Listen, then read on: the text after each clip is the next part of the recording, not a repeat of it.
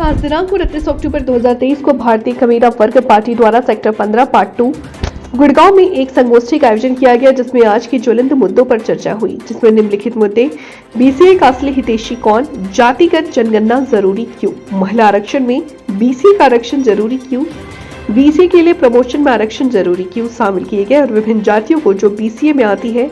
जो करीब 14 संगठन इस संगोष्ठी में शामिल हुए और अपने अपने विचार दिए, जिसमें अखिल भारतीय श्री विश्वकर्मा महासंगठन, सैन्य कल्याण समिति गुड़गांव, बैकवर्ड एज ज्वाइंट मोर्चा, महाराज दक्ष प्रजापति सभा, भारतीय विश्वकर्मा सेना, धोबी समाज, लोहार समाज, RWM झारसा, जाटो समाज, रोहिला टांग क्षेत्रीय सभा, दिव्य किरण संस्था, जनहित सुधार समिति, शिक्षा निकेतन व अन्य कई संस्थाएं के अध्यक्ष शामिल हुए। कार्यक्रम के मुख्य अतिथि अखिल भारतीय विश्वकर्मा महासंगठन के राष्ट्रीय अध्यक्ष श्री रतन लाल विश्वकर्मा जी रहे और इनके साथ ITM के उद्धम सिंह रविंद्र जी भी शामिल हुए। उन्होंने पूरे ओबीसी व बीसीए समाज और संगठनों इकट्ठा होकर के इस मुहिम में शामिल होकर के अधिकारियों के लिए लड़ने की आह्वान किया। उन्होंने कहा कि हमें उन सभी संगठन व पार्टियों को साथ लेकर के उन मुद्दों को हल करना है और अपने अधिकार लेने हैं। इस अवसर पर फरीदाबाद, गुड़गांव, सोनीपत, हिसार, जिंद तथा यहाँ तक कि राजस्थान से भी लोगों ने बड़ी संख्या में भाग लिया। महिला आरक्षण में बीसीए की भागीदारी तय की जाए और इस कानून को 2024 से लागू किया जाए। पार्टी प्रभारी श्रीमती पुष्पा शर्मा जांगीड़ व पार्टी के राष्ट्रीय संयोजक प्रोफेसर डॉक्टर महेश कुमार ने भी सरकार को आड़े हाथ लेते हुए मांग की कि ओबीसी के हक व अधिकार व जातिगत जनगणना पर हमारा संवैधानिक अधिकार है।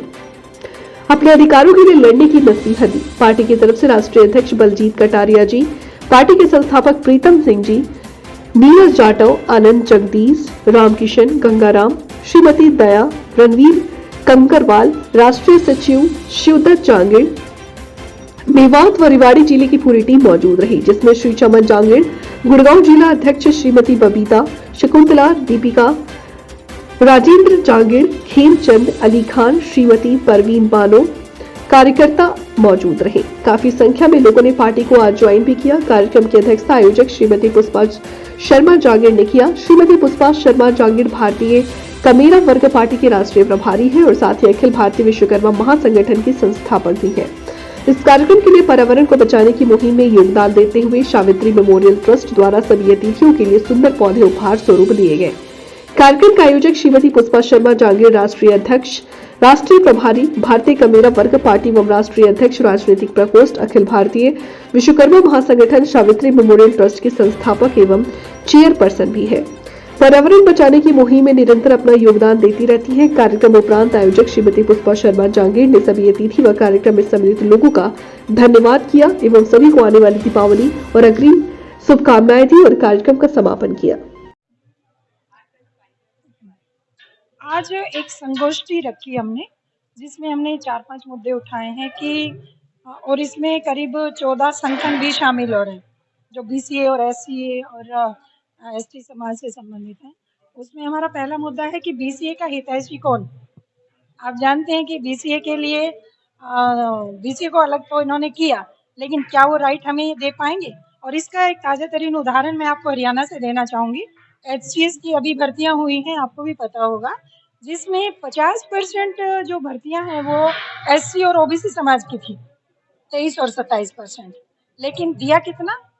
6 और 4 यानी कि 10 पोस्ट इन दोनों को दी गई हैं, जो कि बिल्कुल गलत है। और 61 का अगर आप 50% करते हैं तो 31 सीटें हम दोनों के हिस्से में आती हैं, जबकि हमें 31 नहीं 10 दी गई हैं और बाकी 41 जनरल को दी गई। तो ये तो सरासर अन्याय हो रहा है ना। तो कौन सा बीसीए का आप रूल फॉलो कर रहे हैं? तो ये झूठे लॉलीपॉप दे के हमें क्यों बहलाना चाहते हैं? ऐसे ही जातिगत जनगणना का हमारा मुद्दा है कि जो जातिगत जनगणना है क्यों नहीं कराई जा रही है, क्योंकि जातिगत जनगणना के ऊपर सारी आपकी योजनाएं निर्धारित होती हैं। जिस समाज की जितनी भागीदारी निकलेगी उसके हिसाब से उसके लिए योजनाएं बनती हैं, उसके भविष्य के लिए कल्याण के प्रोग्राम बनते हैं, तो वो करने पड़ेंगे जो सरकार करना नहीं चाहती। क्योंकि सरकार ने तो ओबीसी एससी को क्या समझा? वोट बैंक, है ना।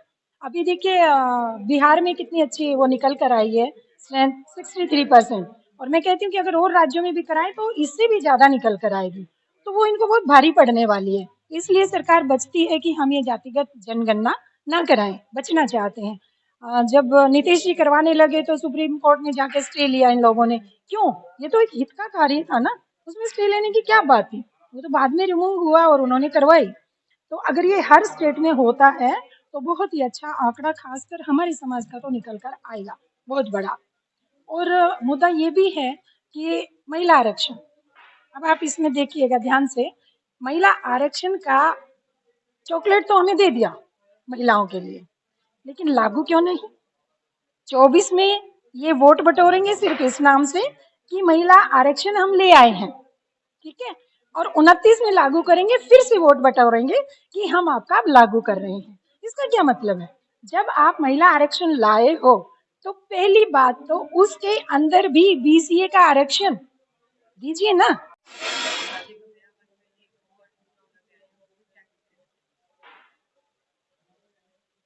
देखिए, मैं रतनलाल शर्मा, विश्वकर्मा, अखिल भारतीय श्री विश्वकर्मा महासंगठन का राष्ट्रीय अध्यक्ष होने के नाते का मेरा वर्ग पार्टी ने हमें यहाँ पर एज ए चीफ गेस्ट बुलाया है। जहाँ तक पार्टी का 1 वर्ष पूरा हुआ, ये तो बड़ी अच्छी बात है कि कुछ लोगों ने हिम्मत की है कि इस पूंजीपतिवाद में, पूंजी जहाँ धनाढ्य लोग बैठे हुए हैं, जिन्होंने पैसे के बल पर इस देश को लूट रखा है, बड़ी बड़ी पार्टियां हैं जो कि पैसे लेकर ही टिकट देती हैं।